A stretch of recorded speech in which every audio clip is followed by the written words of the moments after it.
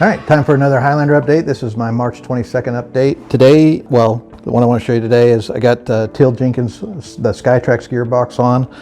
This thing is just absolutely gorgeous. I would have done an installation video on it, but Josh at Project 2 Aero did a fantastic one. It covers everything that you need to know.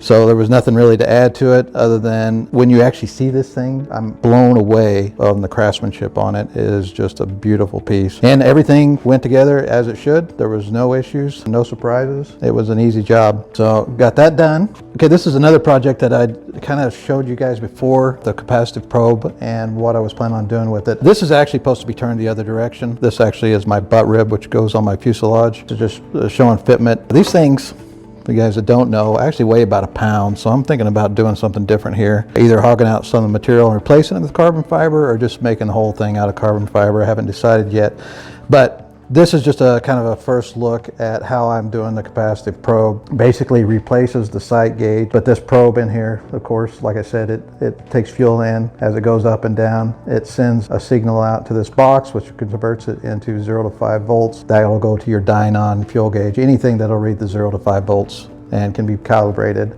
to your tanks. So I'll have one of these on each side. This is just a very simple mock-up. I'm thinking about changing the way that I do these hoses, and of course this will be permanently attached and the wiring will be cleaned up and bedded out. But if I turn that around, which I wanted to do anyway, since I don't need to see the sight gauge, that actually closes that out and seals it up a little bit better, and that actually I think will probably look a little bit cleaner. I have seen other folks that have reversed them, and I do like that look. So more to follow on that, and as I get that cleaned up and looking like it's supposed to, I'll show you what the final product's going to look like. Well, I got Steve Henry's tank located. I'm getting ready. I'm waiting for my fuel fittings to come in and fuel lines, and I'll get them done.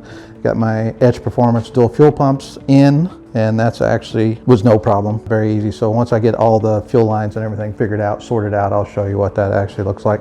The only other thing that I've started on is my grips, getting those in for the actual sticks in the aircraft. So this is first round mock-up. I don't know if I like this. As we go forward, I'll keep you updated. All right, I think that is it for this week. Thanks for watching, and I'll see you next week.